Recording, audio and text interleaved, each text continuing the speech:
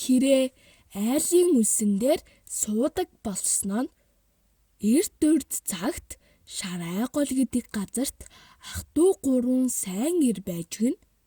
Дараа нь ах トゥ гурвуулаа хаан болон сувг нь их ах нь сайхан цагаан эсгий гэртээ, дунд ах нь шар эсгий гэртээ, баг дүүнд хар эсгий гэртээ юм гэн.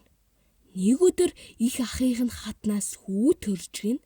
Хүүн том болж ах トゥ гурван хаан түүнд хатан залхаар болж бүх зэрэг морь унаа хөсгөө хөдөлгөж орчлонгийн хамгийн гуай сайхан эмэгтэйчүүд бүсгүүчүүдийг булаан авахар болов. Тэгээд нэгэн мэргэн хүнээс асуусанд маш олон цэрэг морио алдах учраас өөр аргаар хайж болохыг зөвлөжээ. Ах トゥ гурван хаан мэргэний хэлхийг сонсоод яаж зарлага байхтайгаар хүүдээ хатан олж өгөхийг ярьж хэлэлцсэний дараа хар хэрээг дуудаж ирүүлээд "За, чи явж энэ дэлхийн хаан ямар гоо хатад буйг мэдэж ир" гэж явуулав. Хар хэрэг хааны зарилгаар төвдийн өндөрлөг, Шинжааны элс, арга халахын говьор явж хайсан боловч гуай сайхан хатан олсонгүй. Явж 3 жилийн дараа эргэж иржээ. Хэрэг Шарай голын 3 хаанаа алс хол явсан гавьяатай хэрэг үүргээ биелүүлээд ирлээ гэж дуугараад нисэж байв.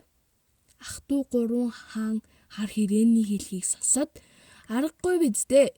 Тийм хол газар удаан явж ирсэн амтэн юм чинь" гэж хонь олоод бүтэн ууц тавиад "За, гавьяатай хэрэг минь та энэ ууцан дээр бууж суугаад үгээ хэл" гэж залав.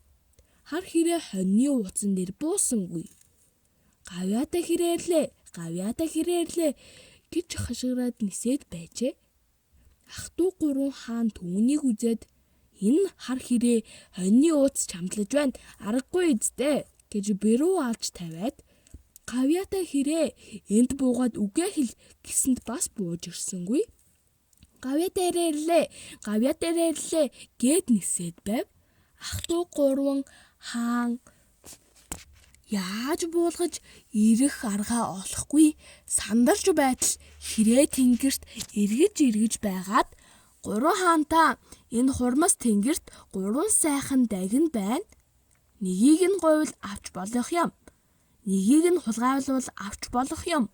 Бас нэгийг нь булаавал авч болох юм байна" гэж хэлээд нисэж байна гэн. Ах トゥ гурван хэрээний хэлхийг сонсоод "Энд сайхан үг байна. Хар хэрэг үнэхээр үүргээ биелүүлж иржээ" гэд ахаа өөрийнхөө мөнгөн дугаргаа гаргаж тавиад хэрэг "За, гавьяатай элч минь та мөнгөн дугарга дээр залран сууж үгээ хэл" гэж заасанд хэрэг мөн л бууж ирсэнгүй. Тэрээр "Энэ газар доор Лусын хааны 6 сайхан охин байна. Гэвч та нар түүнийг авахд туйлын хэцүү" гэж хэлчихэд нисээд байв. Ах トゥ гурван хаан түүнийг сонсоод "Гавьяатай элчин минь, Тэнгэрийн дайганд газрын лусын эмэгтэйчүүдийг бид авчирч чадахгүй. Энэ төвдийн өндөрлөг, Шинжааны элс, арга халахад сайхан эмэгтэйчүүд байхгүй байна уу? Та энэ дээр бууж суугаад үгээ хэл" хэмээн их хаан алтан дугаргаа гаргаж хар хэрэг залав. Хар хэрэг мөн л буулгүйгээр "Энэ төвдийн өндөрлөгт Рогмагва гэдэг нэртэй нар сар шиг гэрэлтэй, навч цэцэг шиг өнгөтэй, дэлхийд олдомгүй сайхан хатан байна. Гэвч та нар түүнийг авахын тулд их дайн дажин болно" гэж хэлээд нисээд байжээ. Ах トゥ гурван хаан хар хэрэг бууж ирээд үгээ хэлээч гэд орчлонгийн бүх үн хүндтэй ёсоор залсан ч огт бууж ирсэнгүй гэн. Тэгэхээр нь 3 хаан уурлаж "Энэ лав бидний явуулсан хэрэг биш ээ. Хаанаас ийм хэрэг гарч ирээд биднийг дооглоод байгаа юм бол буудаад алчихъя" гэж хэлээд буудах гэсэнд хэрэг айж сандрахтаа гэрийн гаднах үлэн дээр чургаж унаад "3 хаантаа амийг минь өршөө. Би 3 жил явсан боловч юу ч олсонгүй. Сая миний хэлсэн бүхэн худлаа" гэж хэлээд бурууга хүлээж ам гуйж гэн.